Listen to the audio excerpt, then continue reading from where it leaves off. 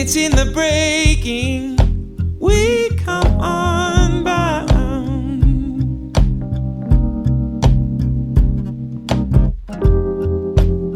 And it's in the giving we are found. Yeah, you could barely change. Welcome to A Medicinal Mind, Wisdom and Well-Being, a podcast dedicated to the telling of authentic stories and the sharing of insightful wisdom, exploring science and spirituality, medicine and Mother Nature. No topic is off limits when it comes to growing our personal understanding and supporting our collective well-being. With your host, Dr. Rob Abbott, a family medicine resident practicing spiritually focused and evolutionarily informed functional medicine, we hope to nourish your being so that you can flourish in whatever the moment has called for you to do. And I know you tried.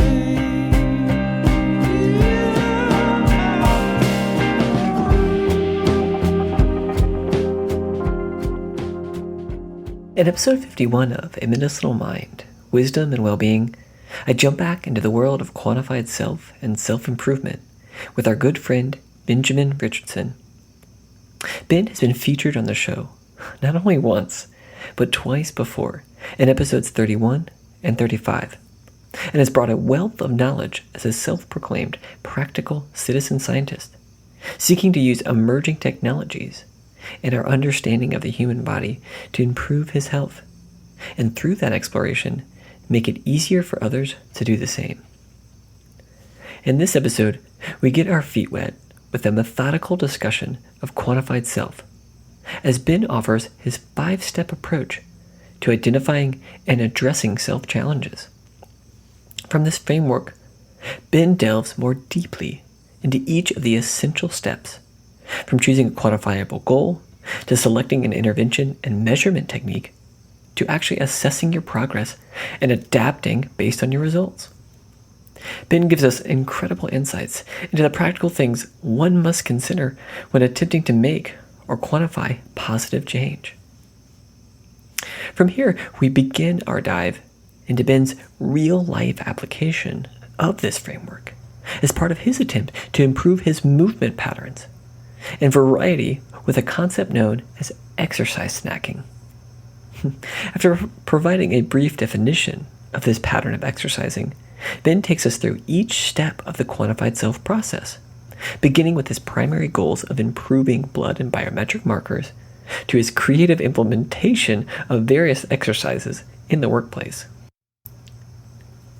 We end the show with an in-depth discussion of functional blood chemistry and a second personal experiment and exploration that occurred as a result of Ben's first intervention.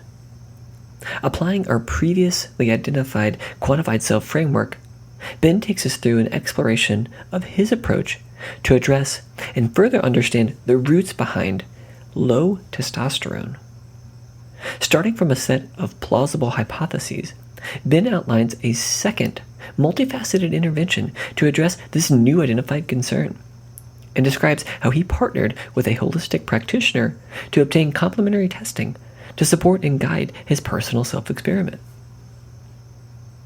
This was, as always, an absolute blast, and whether you are a citizen scientist like Ben or a clinician like myself, you will gain some tremendous insights into cost-effective and just simply more effective ways to guide and support positive behavior change.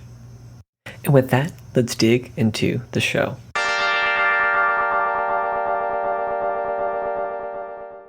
Well, Benjamin, thank you so much for coming back again for a third show, which I'm so excited to get into. Really, really excited to explore some more topics with you. So thank you for coming back.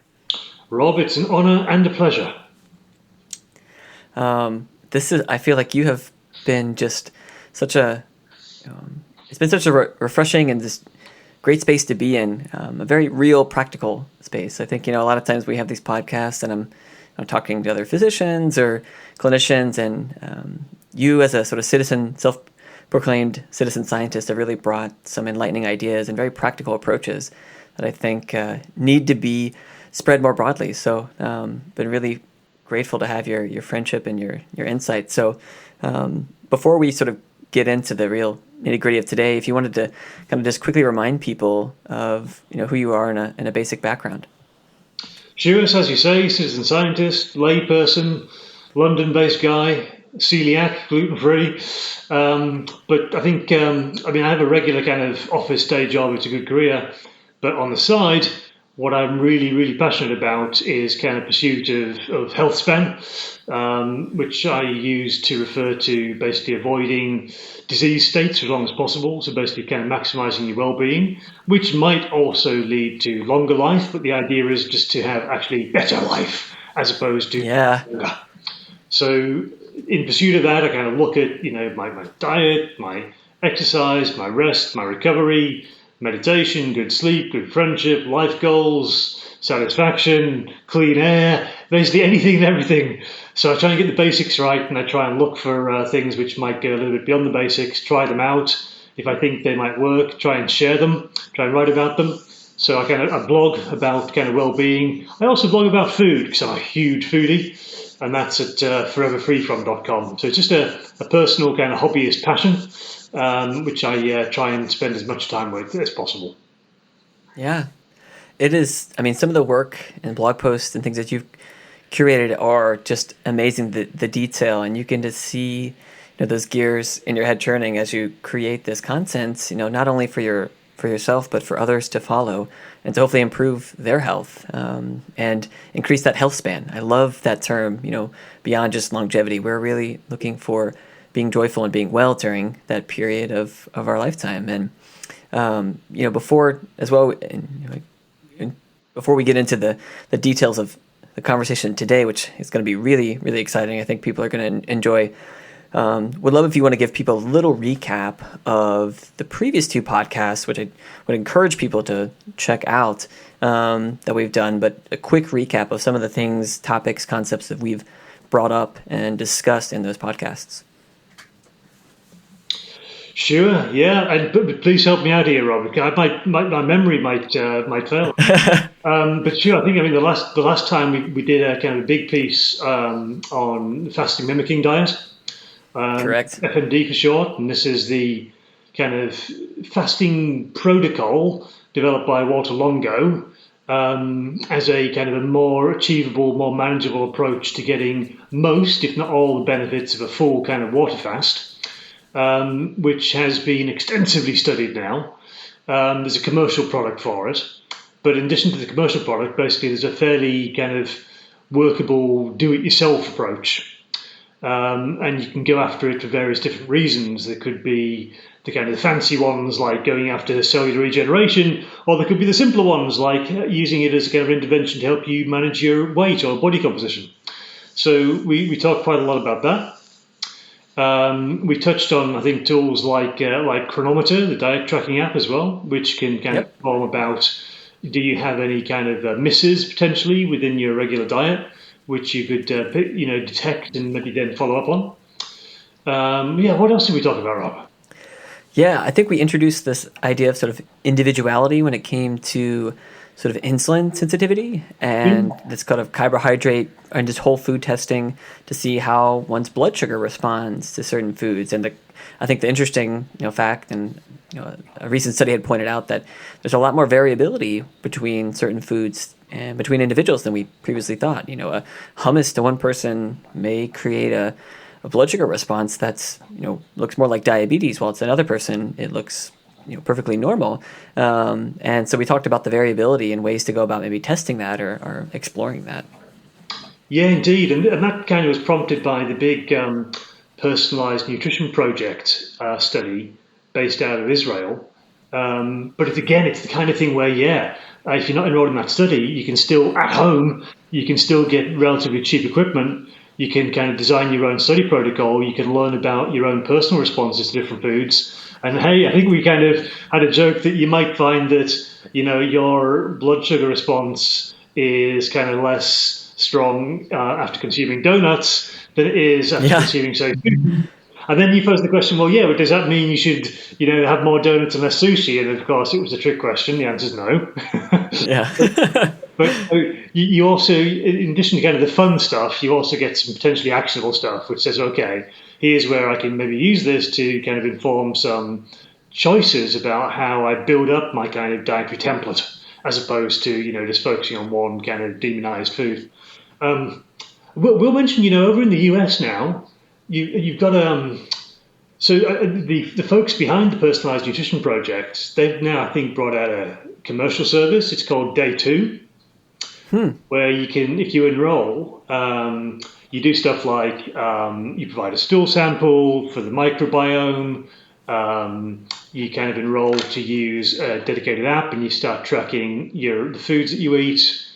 And they use, I think you take a HbA1c test, so like a blood sugar over time test, and they use this basically to build up kind of prediction for what different foods will kind of provoke for you in terms of response. So it's like the commercial alternative to just completely doing it yourself, which was proven in the Israeli studies.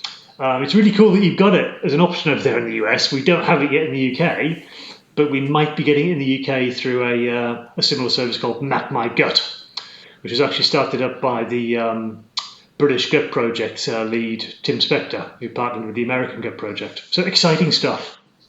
Man, I had not heard about that. I remember reading in that original study that they were obviously planning, or they were planning a second version, an expanded version, and that there's a lot of people interested, given the sort of ramifications of the study, and making it much easier than, say, I think there are probably a lot of people who might want to do it on their own and with their own equipment, but it proves to be quite difficult. And I think there's probably very few people, and you're probably one of them, who has figured out ways and has that dedication to sort of dig into the details to be able to do that. So I will certainly, I'll explore that and maybe have it on the podcast page for folks. So thank you for giving me the heads up on that.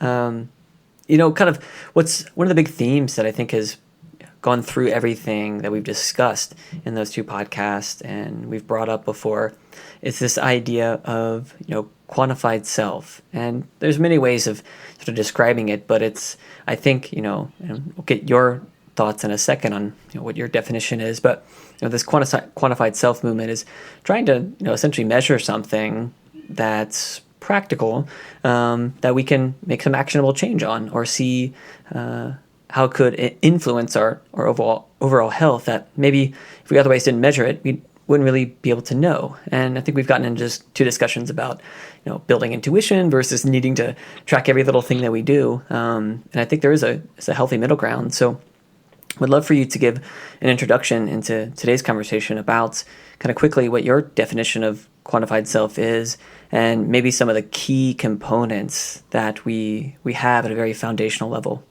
The second thing is you got to find, okay, what can you do to pursue that goal? What kind of intervention, what kind of lifestyle change or practice will move you towards that goal? And then you say, okay, so this is what I could do potentially to move myself towards that goal. Then you need a way of saying, right, if I do that, how will I know whether it's working? So what are you going to measure? How are you going to measure it? How often are you going to measure it? Where are you going to capture the information? So basically, what's your kind of measurement protocol going to be? So you've got kind of that feedback loop, which tells you, oh yeah, something's happening. And then once you've got that, you've got your goal, you've got what you're going to do, you've got how you're going to measure it. Then you do the thing. You do the thing. You monitor it. You see where you're going. And then maybe the fancy bit comes in, which is where you kind of do some analysis and you kind of reflect on, is this working well for me? Am I going in the right direction? Do I think that what I'm doing is actually causing a change? You try to deal with the kind of confounding factors, and then you assess, okay, ultimately, do I want to keep on doing this new thing? Do I incorporate it into my life? Am I happy with it? Does it give me something I wanted? And that, in a nutshell, is I think what quantified self is: having a goal, intervening, measuring, kind of monitoring, and then assessing and reflecting and saying, okay, do I keep on doing this or not? That's for me, quantified self, and anyone can do it. Yeah, that's an incredible summary, and I love those components because it really just boils it down to what exactly are the key elements of this movement. I mean, it doesn't have to be super fancy. I think of like a really simple one of, tracking your sleep. You don't necessarily need a sleep tracker depending on what you're really wanting to measure. Maybe your goal is, I want to get 8 hours of sleep a night. So you say, well, the way I want to do that is I want to, my intervention is to go to bed at 10 o'clock and wake up at 6. And how am I going to measure that? I'm just going to use a clock, and I'm going to record it in a journal next to my bed.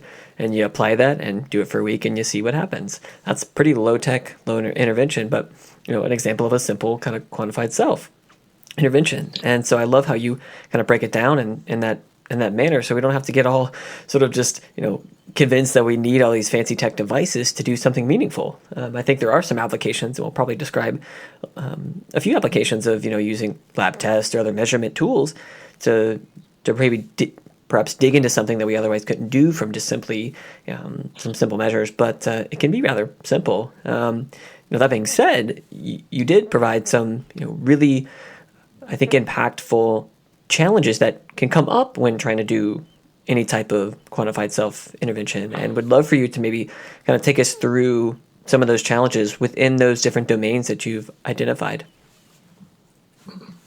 Sure, would love to. And this is kind of pretty much just personal experience, plus kind of awareness of what other folks can struggle with.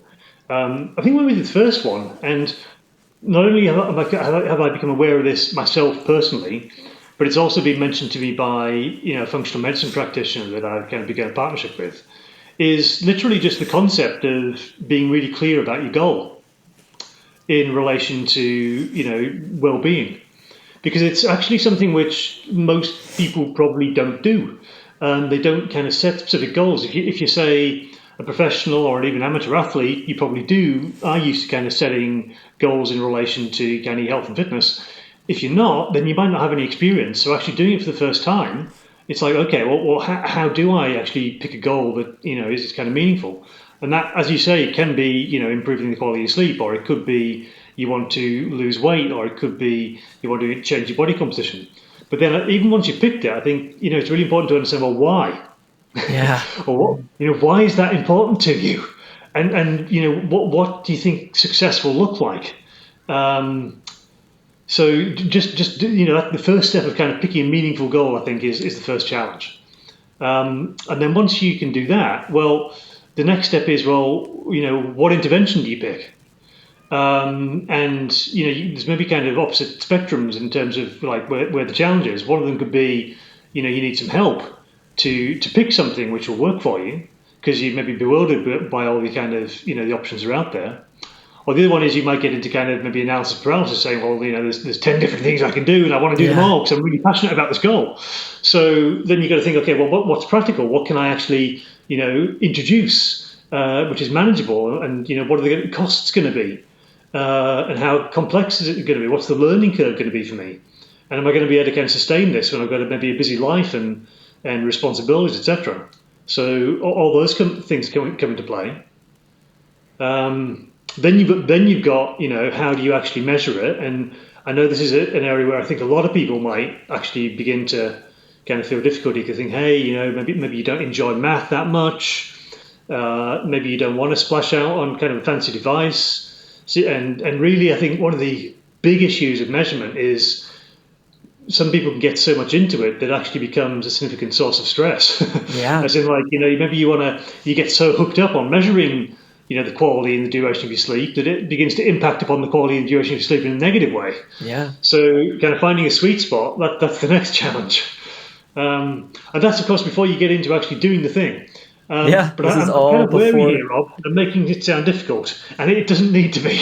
It's just that these are some of the things that you kind of experience as you get into it, and then you can work your way through them. So, there's challenges, but, you can pick something small, get practice with it, get confident with it, and then build from there. Yeah. No, it's, exactly what, good point, making to folks that perhaps that maybe hearing that and sounding like, oh man, this has become a lot more difficult than it is. But it really is just sort of, that kind of more, cognitive experience of, well, let me think about all of these elements and start to think of what might be those roadblocks. Because otherwise, this is sort of that brainstorming of, what are the different paths I might take, A, B, and C, sort of having a backup plan when you come up with, oh, wow, I can't afford that device that could measure all these things. Or I really don't want to measure it this often because I just don't have the time.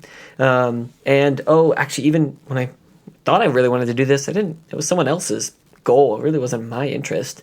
And so these are important things to acknowledge as part of that process. Stepping from here in this very solid foundation kind of conceptually of quantified self, and some of the things that one should consider, or some of the challenges of potentially implementing a program and measuring it and reflecting upon it, I thought this would be a good time to go into perhaps a couple of examples of things that you've implemented in your life, kind of utilizing this framework, and get into maybe some of the details about exactly what you did, and of course that why. I'd love to. I've got a couple of examples which come to mind. One which was like purposefully selected by myself, because I wouldn't want to try this thing out. Another one which kind of came about by accident, maybe it was more of a problem than an opportunity. So the first one, the more fun one to talk about, is a new practice I've been trying out, something called exercise snacking. It's like M&Ms or Doritos, but actually with exercise. So, what is it? It's basically exercise snacking is the idea of doing kind of short duration, fairly intense exercise quite frequently as an alternative to longer continuous training done at a kind of a lower or moderate intensity. So it's got kind of something which, it's got kind of high intensity interval training or HIIT kind of worked into it. But the concept is that you're doing kind of short, fairly intense bursts of exercise instead of prolonged lower intensity bursts, continuous exercise. And how would you do it? I mean, what would it look like if you compare it to, say, going for a run for, an hour?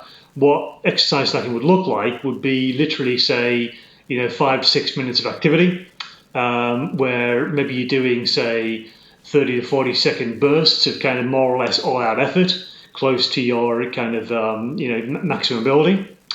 And then you've got a little bit of a rest period, and then you repeat that. And so you maybe repeat it, 4, 5, 6, as many as they say 10 times in one session.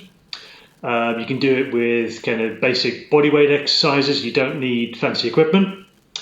So it's basically a combination of, intense exercise done for intervals, relatively short durations, as a alternative to longer, low or moderate intensity, kind of steady state or continuous exercise.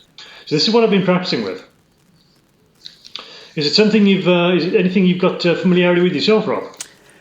Yes, I think you introduced the term to me. That was the first time I think I'd ever heard, exercise snacking before. But that sort of modality of exercise was something that I was fairly aware of, and actually had started sort of implementing in my own life, mainly due to kind of restriction of time related to working in a hospital and as part of my residency. I had sort of already gravitated towards less frequent, shorter duration, high intensity intervals, but also just trying to build in activity during the day. And I'd actually joke, one of my fellow residents who's former military guy and just overall very, very healthy guy, had brought in like a pull-up bar and put it in our call room. And I remember, walking under it, one enough times to say, man, I should just, every time I walk under this, I should do 5 pull-ups. And basically started building in that combined with, my yoga practice, some push-ups, a little more brisk walking in one of the, longer hallways of the hospital. And then a little bit more directed sort of self, body weight exercises as part of a, high intensity interval session. But essentially just really kind of doing that kind of periodic exercise, these little bits and pieces. One, because like I said, I didn't have the time, and it definitely was starting to, I recognized that because of my work, I was going to be unable to, from a sort of neural load and kind of allostatic load, shouldn't be trying to run for an hour or do, very frequent high intensity exercise, because I just, I didn't have enough time to recover, and in the scope of my work. So it was something that I was doing, but wasn't aware of the name of it. So, so those are some of the things, I was doing, and you've given us a good sort of insight and some vision of maybe on a practical level what that might look like. But perhaps people are wondering, well, okay, this kind of makes sense conceptually. I'm really not interested in going to the gym every day for an hour. This sounds more interesting, and some of the things you've described sound interesting, but I'm still wondering, what is the why? Can I expect the same degree of results as if I were to exercise in a more traditional fashion? You know what, I think you actually, in your description of your recent kind of practice, I think you actually hit on 4 of the big reasons to actually use exercise snacking as opposed to a more conventional kind of go to the gym and, stand on a treadmill for, kind of our approach. So, yeah, let me kind of try and maybe find an overview of why do it. And number one is there's a whole wealth of research out there, and we can maybe put some links to some of the, kind of the roundups in the notes for the podcast. Yeah. Which basically say that, you can actually get pretty similar results in a heck of a lot less time compared to your lower intensity and your moderate intensity continuous exercise. So number one is similar results, and I'm talking similar results for things like your kind of peak oxygen processing, so your VO2 max, so as a measure of fitness. Similar results for things like, helping you with kind of weight control and body composition. Similar results for helping you with kind of blood glucose and insulin management. So there's a heck of a lot of evidence out there basically saying, you can actually get similar results. Sometimes, even better, if you kind of combine exercise snacking with high intensity interval training. Mm-hmm. So that's kind of, reason number one. Reason number two, which you really hit on, was just the practicality of it. Yeah. Because basically this is something which literally, I'll declare. So I do most of my exercise stacks in a restroom at my office. So I literally go into kind of a restroom where I can do kind of body weight air squats. I can do kind of wall pushes, a little bit similar to push-ups. There's like a bar where I can kind of hold myself at an angle, and I can do kind of body rows. So I can hit kind of, the major muscle groups and just switch between them. Maybe do kind of 3 sets of 60 seconds on each, and then repeat that. And so it just works. It's so easy to do it. So you don't have to commute somewhere in a car and then get out and pay a membership. So it's cheaper as well. It's so much simpler and easier to fit into a busy life. So that's kind of big reason number two. Big reason number three, which you hit on, was that, so when you're thinking about all the other demands on your time and your effort and your kind of recovery ability, then actually having just these brief periods, which maybe gives you the minimum effective dose you need of exercise, might be exactly the right amount. And do more than that, and you might actually begin to do too much. And where that too much is a very personal thing. But, this is a way of doing the minimum necessary to actually get cardiovascular health benefits and functional kind of health benefits. And then the fourth one that you hit on, so all credit to you, I'm giving you nothing here. I'm just playing back what you said, is I think there's been a couple of really big studies which have shown that sedentary time, so time you spend doing nothing, sitting, which is heck what a lot of us do, is independently correlated with risk of kind of metabolic syndrome, independently of your actual exercise. So in other words, even if you actually do spend, 45 minutes on the treadmill 3 or 4 times a week, if you spend the rest of the time being sedentary, you've still got an increased risk factor from that sedentary time. But if you break up that sedentary time, well, there's the magic. Yeah. So having these kind of exercise snacks, which you can incorporate into your day, so you break up that sedentary time instead of long blocks of basically doing nothing, that in addition to exercise can have a positive outcome to reduce your risk factors for metabolic syndrome. So your diabetes, your coronary heart disease, your cancers, your Alzheimer's, your kind of risk of dementias. So those are 4 big compelling reasons for me to get interested in this kind of exercise snacking concept.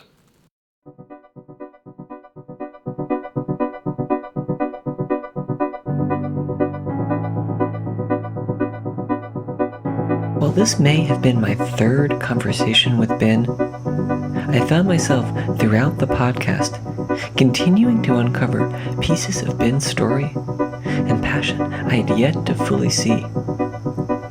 Driven by the details, but fulfilled by the bigger picture, Ben's willingness to experiment, to explore, and to let others in on his vulnerable journey is rather remarkable, and in truth, beyond rational explanation.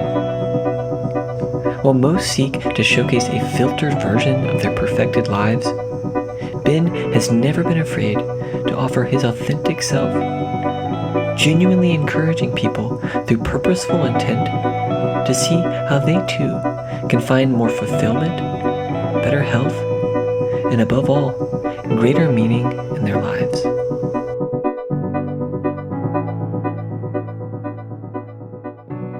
Wow, it's funny. I was looking back at the notes at this point. I was sort of kind of winging that answer when I was thinking about my own experience, and all of those things that you just hit on and kind of reflected back, which are all incredible points. And I hope people sort of got something out of that section, because I think really digging into the why, and as we're sort of exploring it in the research setting, there's much more than just, because maybe it, makes you feel good. I think there's a lot of evidence now pointing to the sort of value and time efficiency of this modality being quite good. So I hope people, in hearing that section, maybe you can go back and hear some of those reasons and reflect on in your own life, like, do some of those things resonate with you? I think all of us sort of suffer from being too busy and having very full lives. So it's not to say if you enjoy the 2-hour bike ride on a Sunday, stop doing that, but just maybe see how, potentially this could fit in and improve if you feel like you're more sedentary than you should be. I guess the other side of this too is we've talked about the pros and why this maybe fits into our lifestyles. But maybe there is that person, who does the bike ride every day and is like, well, I don't really buy that completely, or there's got to be some potential downsides of this. And so maybe you can offer a sort of, why we shouldn't perform exercise snacking, or potentially what are some of the cons of this form of training, so to speak. Yeah, if I think about the cyclist, or anyone who's got a sport, then maybe there's two things that come into play. One is if you want to improve your performance at that sport, there's the concept of sport specificity training. So in other words, train for your sport.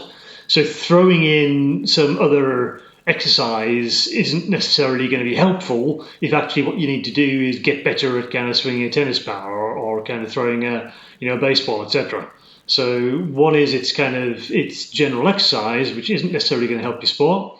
But then, the other thing, which might even be more important, is, hey, if you have a sport or an exercise which you just enjoy doing, then that's a reason to do it. Yeah. You don't need to do exercise in order to get cardiovascular benefits and reduce your risk of metabolic syndrome. You can do it because you just enjoy throwing a frisbee with the dog, So don't stop enjoying what you're doing in order to kind of switch on to something which is maybe a little bit more efficient or effective. Keep on doing what you love doing, because that's the recipe for a long, happy, healthy life, right?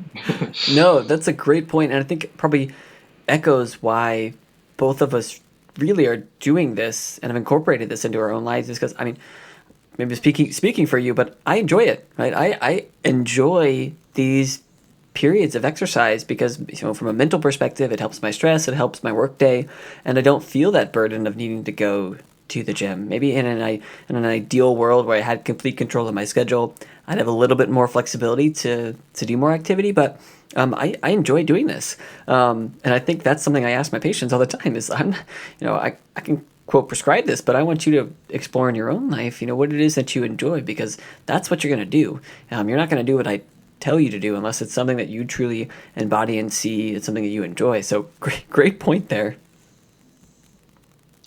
There is another thing I'll throw in, which is that because typically, to really kind of get benefit from exercise snacking, there is a kind of a minimum intensity you need to hit. And there's a whole bunch of actually research or a series of studies which are being published, for which I think the full text is available under the acronym REHIT, which is Reduced Exertion High Intensity Training. And there's like a team of researchers which are kind of going after what is the minimum effective dose to get significant kind of benefits. And the most recent thing I think they published was that 2 times 10 seconds of all-out sprinting effort wasn't enough. you need at least 2 times 20 seconds. But actually, the minimum dose is pretty low. But because it is high intensity, you might think about, well, if you are currently kind of not already a regular exerciser, if you're not already somebody that is quite adapted to high intensity work, then you think, okay, got to think about injury risk. So you've got to think about potential adverse impacts like injury, or if you've got any pre-existing condition which might put you at greater risk of entering into a new exercise regimen. You've got to think about safety for yourself first. So that, of course, is going to come as the caveat. But I'll mention that in some of the reading I've been doing, which has really amazed me, Rob. And I mean, I emphasize I'm a layperson, so I'm just kind of repeating what I've read here. But there's actually a bunch of studies into use of kind of high intensity, short duration interval training for cardiac recovery patients. So people that have had a cardiac event. And it's actually been found, one, to deliver them significant kind of benefits in terms of the cardiopulmonary system kind of fitness, but also not provoke adverse events, which is, even more important. So it seems to have this kind of wide, applicability, utility. There's some caveats about it, but it seems to have a heck of a lot going for it in terms of, how it can slot into your life and what benefits it can deliver to you. Yeah, I was sort of pouring into some of this literature, more specifically in kind of the interval training with regards to, weight management and trying to lose weight. And a good colleague of mine is basically all he does is really focus on obesity and some of that research and the role of exercise. And I think one of the things that came out, there's been a couple of meta-analyses that have looked at, this type of modality for people trying to lose weight. And I think, in general, we've found that exercise is not a very reliable and should not be used primarily, in and of itself to try to induce weight loss or create a caloric deficit that results in weight loss.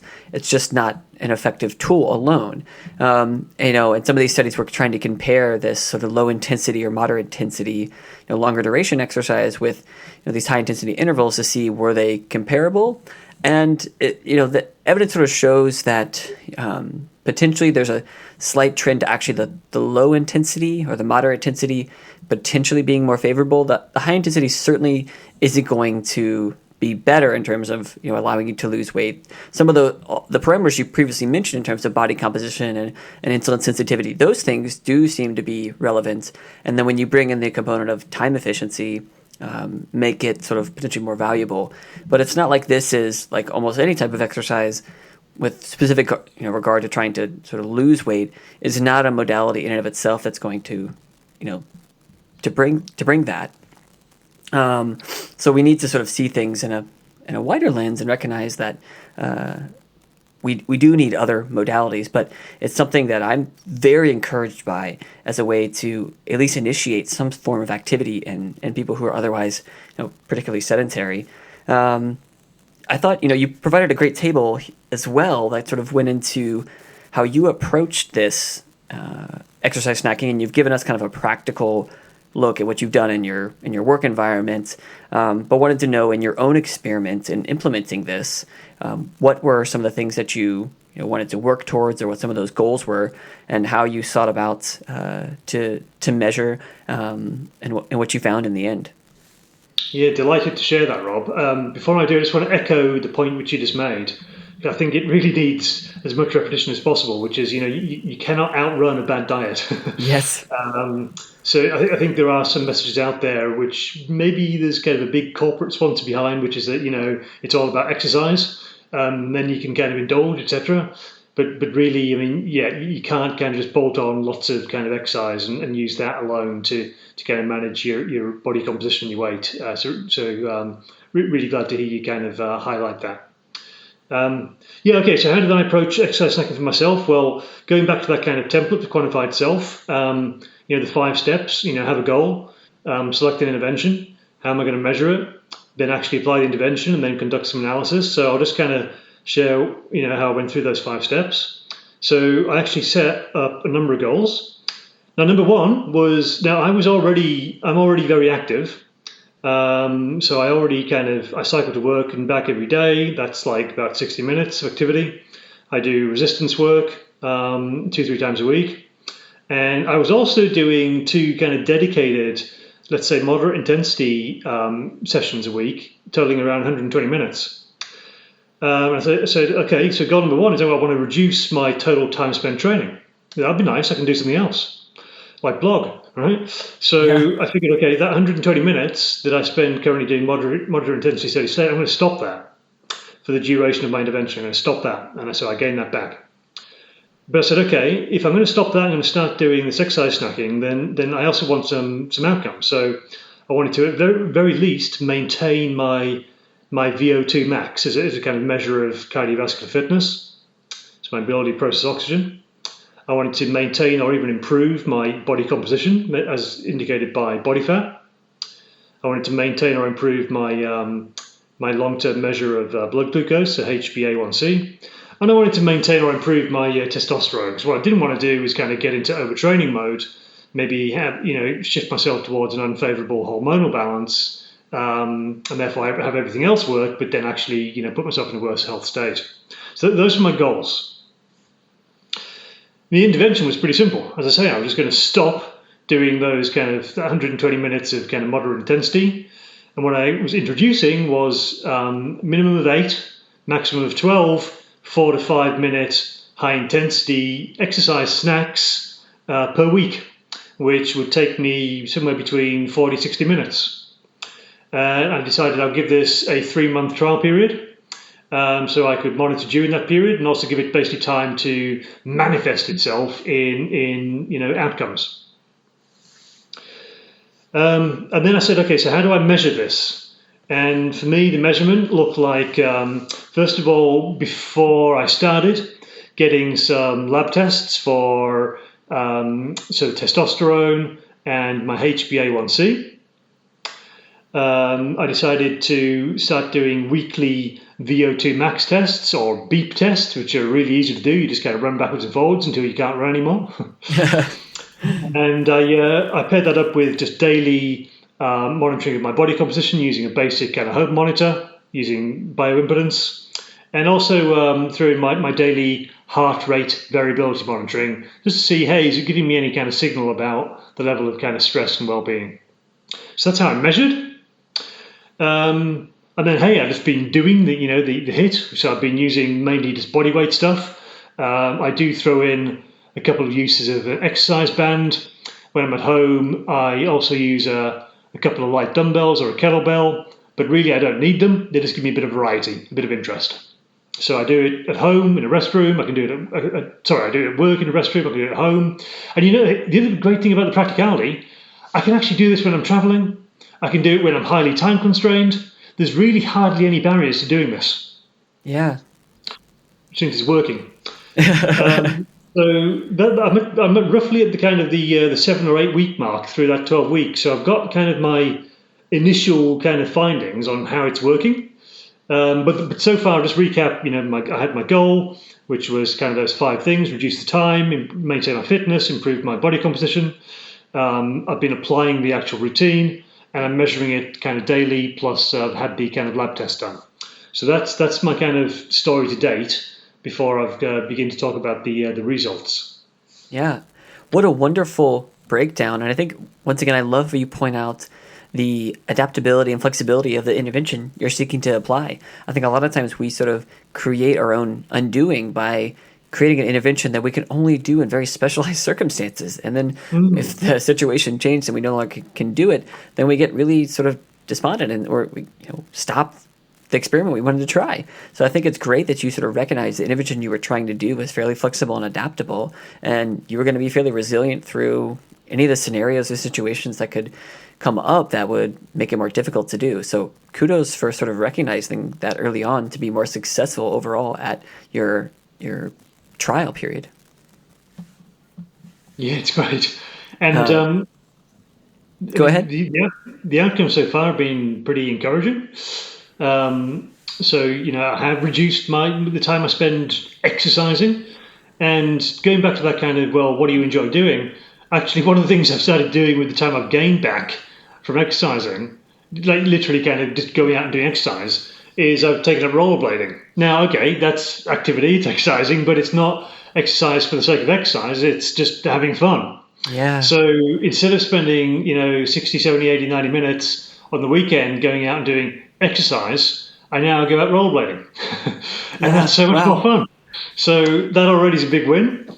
My VO2 max has actually, I've been testing that every week. And that's actually improved from good to excellent. Now, there may be some practice effect coming in there. So I'm getting better at doing the tests. Yeah. But it's at least indicating that I'm not getting any less fit, which is good enough, to be frank. My body composition, if anything, is kind of the best it's ever been. So I've kind of come down from being somewhere between 7 and 9% body fat, which kind of, I alternate a bit, to being maybe somewhere in 6 to 7.5. And you know what? Caveat, I'm not 6 to 7.5% body fat. That's just what my scales tell me. And I know they're wrong. I don't care that they're wrong. All I care about is the relativity. It's a relativity. So if I was previously 7 to 9, I'm now 6.6 to 7.5. I have come down. And that's the important thing, as opposed to, am I actually professional bodybuilder level, which I'm not. Yeah. No, I'll stop you there and bring up, that's a great point. And using those bioimpedance scales, I tell people there's a wide range, and on any given time during the day, there can be great flexibility, variability in that measurement from that scale. But it's very helpful if you're doing it at the same time each and every day to use as a relative tool. So if you've always been at 14, you might not necessarily be 14, but if you come down to 12, there's probably a significant change there. So that's a really good point that you make. Yeah, absolutely. Yeah. And my HbA1c has basically stayed stable at the 6-week mark, so no change there. It's a good rating at 33, which is European currency.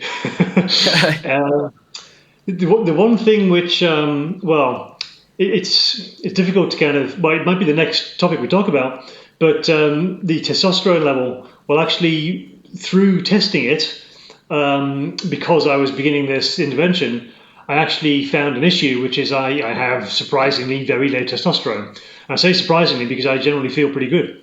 So that's led me on to a completely different quantified self-intervention. But I can't really attribute kind of the low testosterone to the use of exercise snacking, because it was already there, basically, when I began the regimen. Yeah. Well, I certainly, you provided some great notes here, and I think will be very relevant, and I appreciate your openness to be able to talk about your own experience, because I think this is going to be very helpful for people sort of recognizing you instituted this intervention and actually seeing some great benefits. And just in general, we're doing things that were quite healthy and feeling great, but sort of in testing as part of that initial intervention, sort of discovered something that was a little surprising, which kind of led you in a different direction. And I think, brings up a point of, we aren't lab tests, right? We are individuals with symptoms and feelings and emotions. That is what's more important. We're not supposed to be just treating a lab test. So having that mindset from the beginning of, look, like I do feel good. I overall have good health, and not getting stuck at just seeing one lab test and being like, oh my gosh, I'm going to die. There's something really wrong here. So would perhaps, love for you to get into, as you were starting to explore potentially, the relevance of this lab test. Was there something behind this worthy enough to explore in more detail? What were some of the things that maybe could have been related or underlying this test? Sure. So I picked up a sports hormone check, and what that told me, and that was basically to establish a baseline before doing exercise snacking, and then repeat that 12 weeks later, and just say, well, hey, has something improved? But what I got at the baseline was actually way off the kind of bottom end of the chart for total testosterone, and that was very unexpected. But drawing upon what you said, as in don't get fixated on just kind of one lab test result. Think about, how do I interpret this through how I feel and what I'm doing? So it was unexpected because I wasn't really kind of cognizant of any symptoms. I didn't have any problems really to talk about. But it has kind of put up, I am now viewing this as a benefit, like an unexpected benefit of that testing, because when I kind of dived into, let's kind of reflect on what this means to me, I have thought, you know what, I do actually have some of the symptoms which are associated with low testosterone. Plus, it's not my norm. It's not my personal norm. So if I go back a couple of years and look at previous test results I've had, which have included testosterone, I was generally in the kind of the normal reference range. And yes. now I'm not. So the important thing there I take away is something has changed. Mm-hmm. So it's not my personal norm. And I can say I've got some of the symptoms of low testosterone, in addition to having maybe some contradictions, but that's my personal story. So, given that kind of low testosterone is not generally a positive state to be in for a male, I have then kind of framed this as, okay, I've got a clear kind of problem to try and understand, root cause, and address here, which has actually turned on a new kind of quantified self approach. And again, this kind of framework of quantified self, I'm finding so very, very helpful, together with the relevant medical professionals, to kind of think through, how do I address this?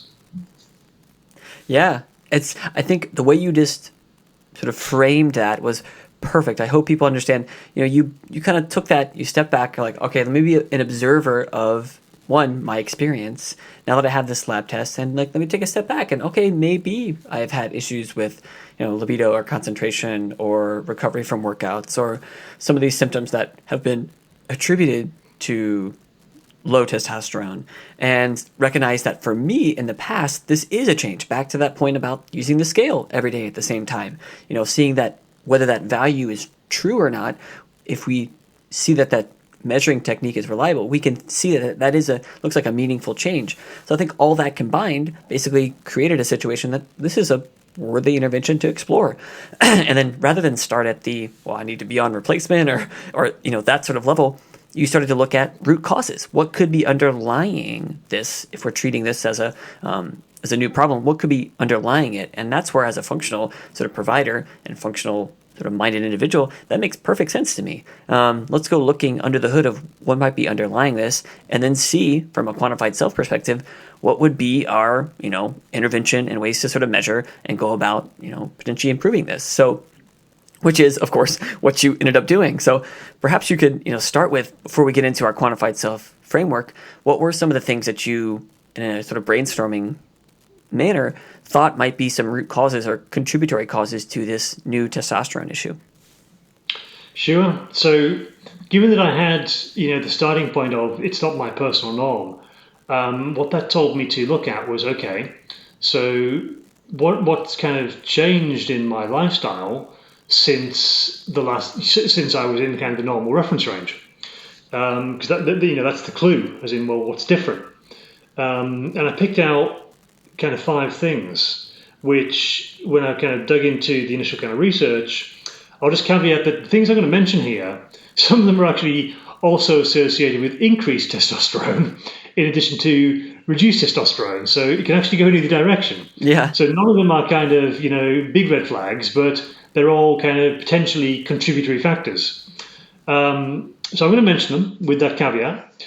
One of them is that in the last, say, 12, 18 months, I've really been rigorously practicing time-restricted eating, or maybe it's more popularly known as intermittent fasting, which can kind of push kind of the testosterone one way or another. So that's one practice which I've introduced, and I've been consistently doing 3-4 times a week. So that's on the table.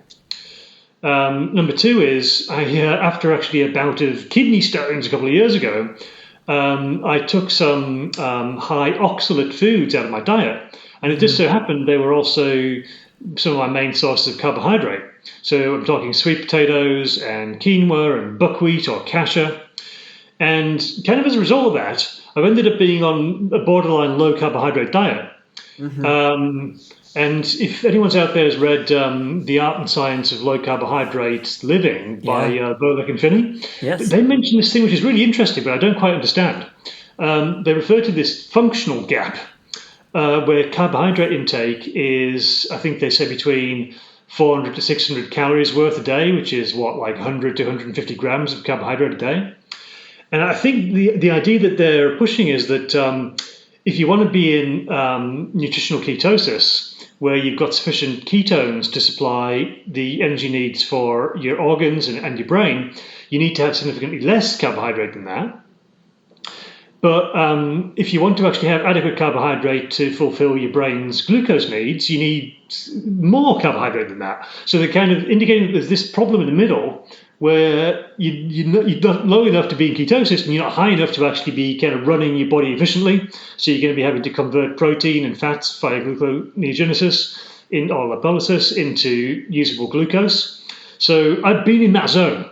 And using that chronometer tool, that diet tracking tool, I can actually look back and say, hey, look, yeah, my carbohydrate intake took a big dive and has now been at that kind of lower level for about 12 months, which is really useful use of chronometer.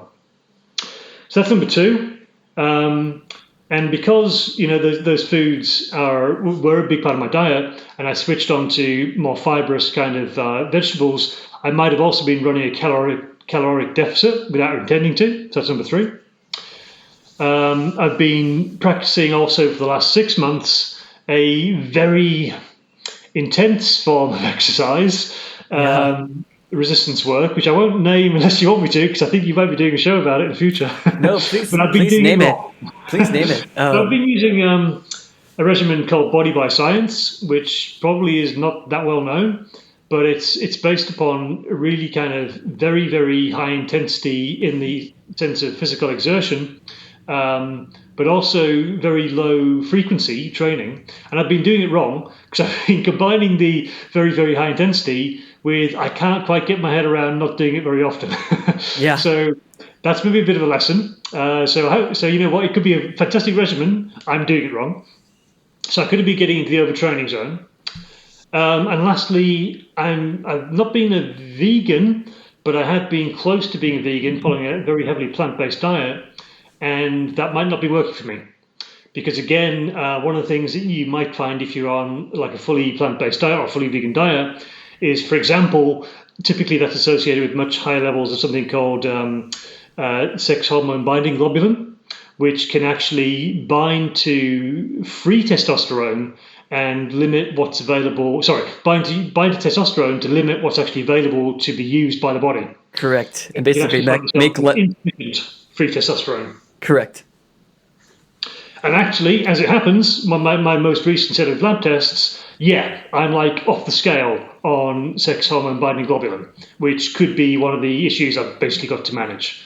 So those are the 5 things which I've kind of put on the table as potential contributory causes. And I mentioned this, I'm going to be working with an endocrinologist, so I'm going to be working with a professional. I'm not trying to do this by myself, nor would I ever suggest somebody should.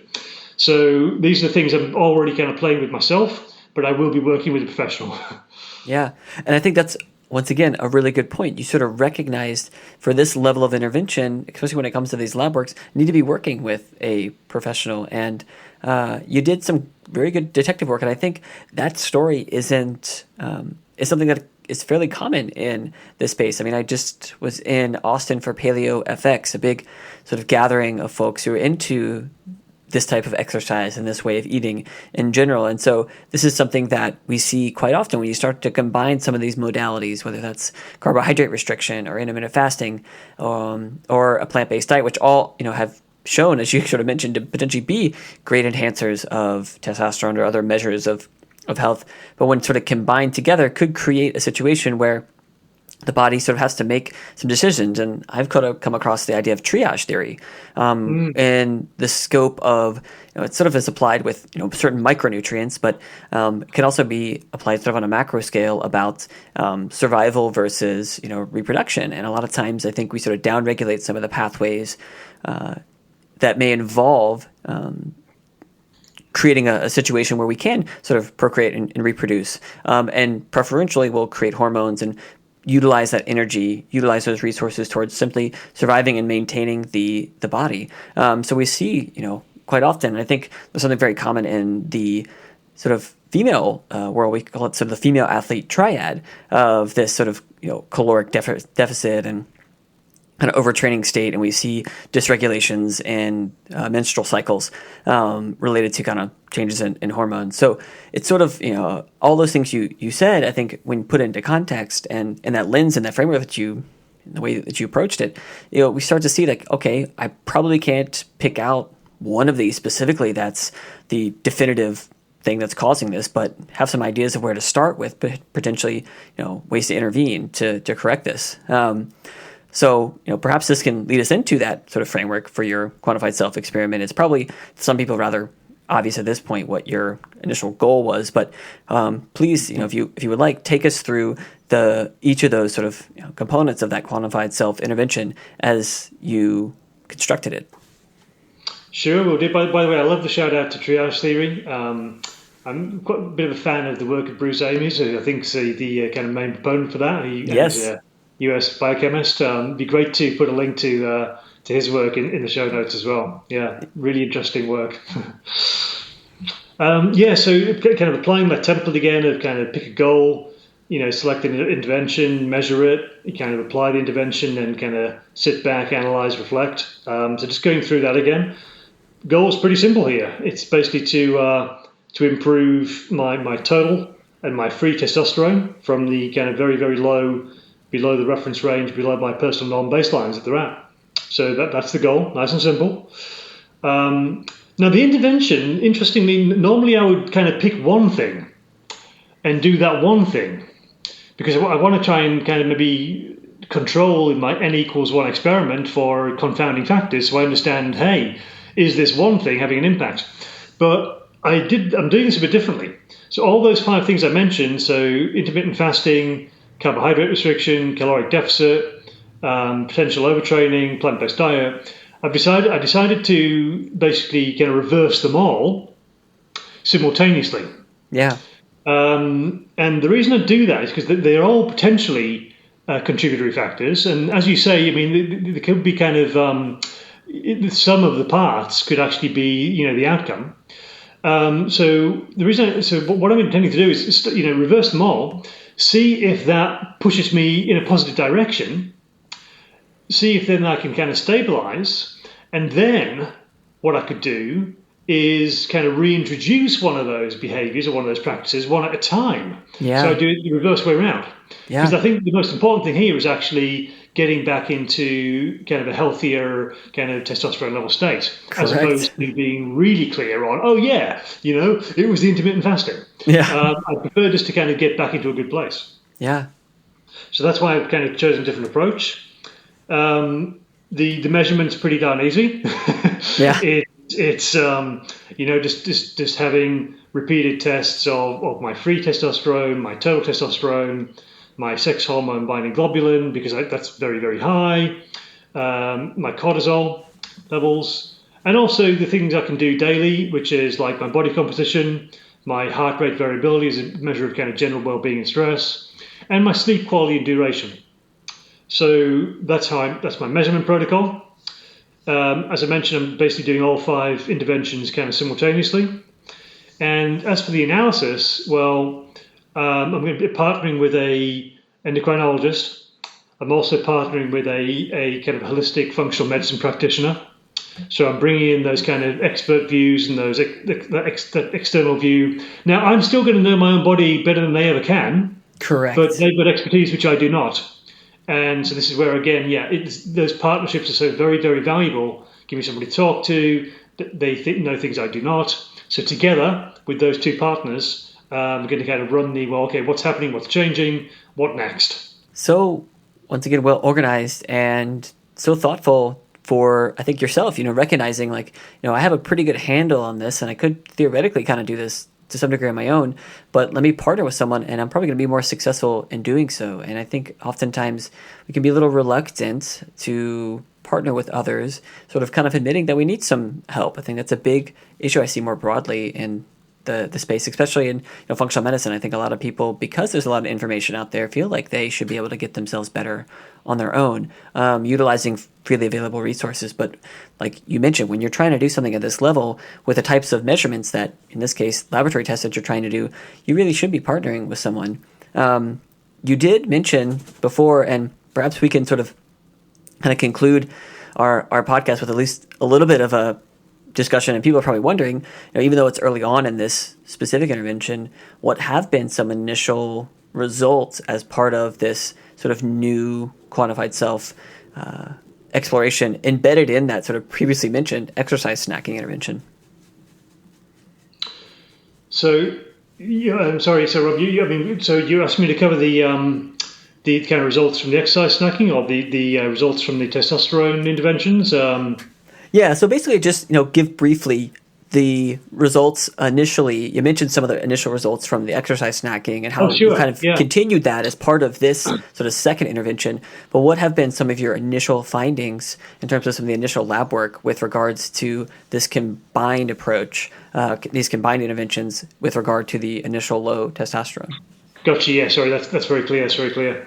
Well, I'm going to speak European currency again, so I'll mention some numbers. So this is going to be nanomoles, which is not, I know, the US kind of standard, but my kind of personal norm for at least total testosterone was somewhere in the kind of 10 to 12 nanomoles per liter, for a reference range of about 7 to about 31. So I was kind of, in the low end of the range, but I was otherwise in a kind of a fairly good place. And all my measures of well-being were pretty good, and I had a decent body composition, etc. So no worries. The first test which threw up the kind of hey, that's different, was I was down at 3.6, so I was the kind of less than half of the minimum of the kind of normal reference range. And after a retest of that, say, hey, was that just a kind of some freak result? I was actually lower. I was at 1.0, so almost no testosterone at all. Yeah.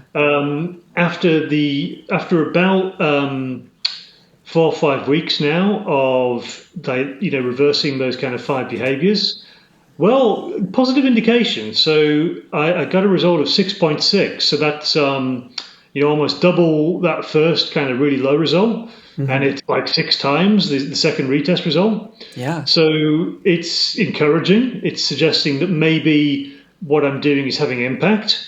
It means that certainly I'm really looking forward to my next set of tests. Say, well, hey, has that actually continued to go in that direction? Do I now have a trend? So cautiously optimistic is how I would describe progress. Yeah.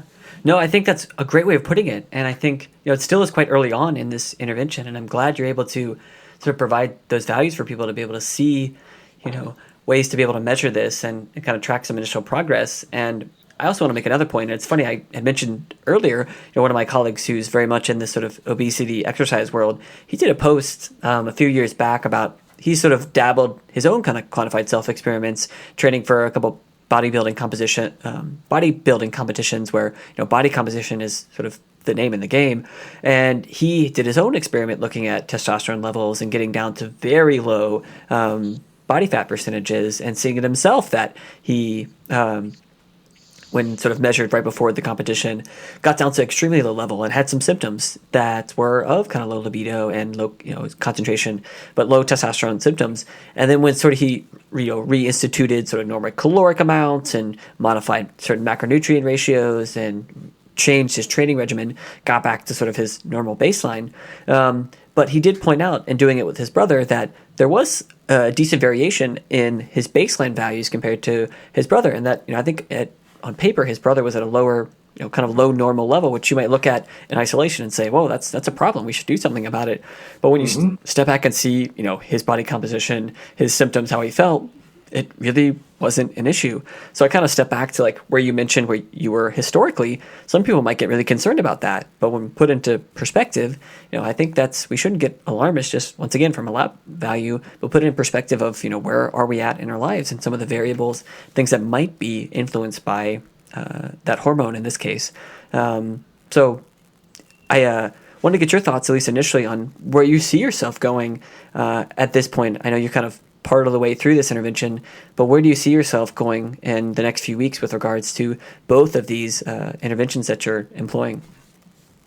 Yes, so certainly I'm going to maintain the exercise snacking and kind of run out the 3-month kind of period, because and if I was seeing my testosterone go in the opposite direction, not improve, I might actually take away the exercise snacking to say, okay, let's just have kind of a pure kind of recovery period. But given that I'm actually seeing some improvement, that's saying, hey, at least I don't seem to be having a negative impact. And there's a whole bunch of positives which I'm seeing for the exercise snacking. So I'm going to keep that in place and kind of run out that 3-month kind of trial period. For the testosterone issue, well, then the simple thing is basically kind of keep on doing what I'm doing. So I have increased my carbohydrate intake, I've increased my caloric intake, etc. I feel good. Yeah. So, but still, I mean, it's really important that also when I'm partnering up with endocrinologists, we're ruling out also any other kind of contributory factors which they're going to have insight into, which I would not. And yeah, again, I mean, kind of labs are useful, but it's also very much kind of switching me on to just how do I actually feel, how am I kind of performing in the day-to-day sense, as opposed to in the kind of technical sense in exercise. So it's a kind of a great prompt just to kind of maybe take a step back and say, hey, literally, when I get up in the morning, do I feel good and do I have zest for life, etc. Yeah. Because that's kind of just as important as kind of looking at the numbers on a bit of paper. Oh, well, Ben, this has been once again a wonderful conversation, and I am just so grateful to have, as I mentioned before, a friendship and a colleague like yourself who's this curious and willing to be able to share things to help other people, because I know you're not the only one interested in these things or have gone through a similar experience. So thank you so much for sharing this. I want to at least give you here in these last couple of moments the final opportunity, very open-ended, to share perhaps anything else that you've been up to or any final reflections that you think will benefit the audience. Thanks, Robert. Again, let me repeat, absolute honor and a pleasure to have this conversation with you. It prompts a lot of self-reflection and learning for me, so it's hugely helpful. It's really kind of energizing to have this conversation with you. So really, really big thank you. I think hopefully I'll get a race with you, so that by the time you might kind of release this podcast, I'm going to intend to publish on my blog. What is exercise snacking and why should you do it and how would you do it and what benefits might you get from it? Basically, as a very simple kind of practical, here's how you might kind of get value from this yourself as a practice, so that other people can consider it. I'd really like to do that, so it will accompany faster mimicking diet and blood glucose investigation as another kind of just to do it yourself. Go for it.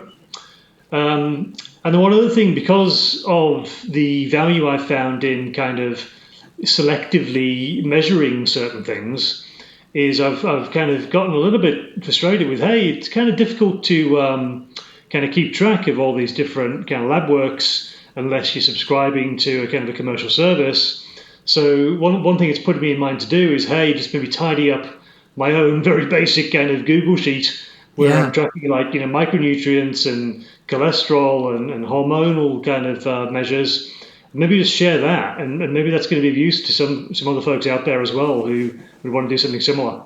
So those are the next two things I'm intending to kind of push up on foreverfreefrom.com, my personal hobby blog. Yeah. Well, definitely, I think I will certainly try to sort of complement this podcast when it comes out with that post, and also with the show notes that we put together and the notes that you've already put together for this podcast. I think are going to be have a wealth of resources for folks. You have been, I think, the best guest in creating some of the most practical and helpful resources in those show notes. So definitely point people to Ben's blog and the show notes for this podcast and the previous podcast. So I'm really, really excited. And I think I'm really hoping to, and can't obviously make any guarantees, but perhaps in a year's time or so, I will be making a trip to England. So maybe we'll be able to cross paths in some way, shape, or form. But certainly we'll continue to probably have you back on the show and have some of these more of these discussions before that happens. But I would certainly love to see you in the near future. That would be amazing, Rob. And when you mentioned that you'd been to PaleoFX, it's kind of on my radar for would like to go to one day. So either you coming to London or maybe me making it over to the States. You never know. We might actually meet in person. That would be tremendous. I'd love that. Yeah. Well, I will certainly, I'll point you in the direction. I think the next conference, and for people listening too, that's coming up, it will be the Ancestral Health Symposium. It's actually going to be in Bozeman, Montana this year, between, I think, July 19th and the 21st. I might be getting those dates slightly wrong, but it's basically in the middle of July.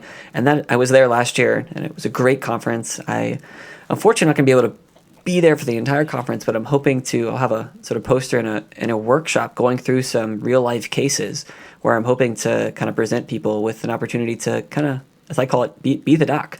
And we'll work through some cases as they presented to me and give you the opportunity to decide, well, what lab test would I run, or what way would I treat this, and see what, as a group, what we think. So definitely point you and others, anyone listening, to potentially check out that conference. It's an extremely affordable conference and a great intimate experience with some really big name researchers and folks in this sort of ancestral health space. That sounds like a fantastic event to go to. I'm actually just Googling it right now, looking at it. It's a little bit far for me to travel, but hopefully some of your listeners can make it along and get some huge kind of energy from that and get some new learnings. Yeah. Well, thank you, Ben, once again, and until next time, be well, my friend. Hey, thank you ever so much. Good evening from London. Yeah. All right. Talk to you later.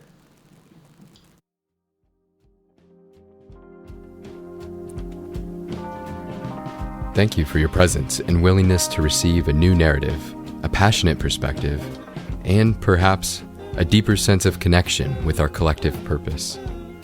Please share this podcast with any and all that you believe will benefit from its intention to relieve one's doing and engage one's being.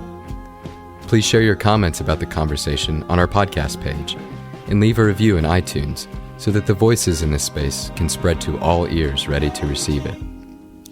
Music credit goes to Dillingham for their song Vessel. Remain open, stay curious, and forever be love. You walked on fire, and I know you tried.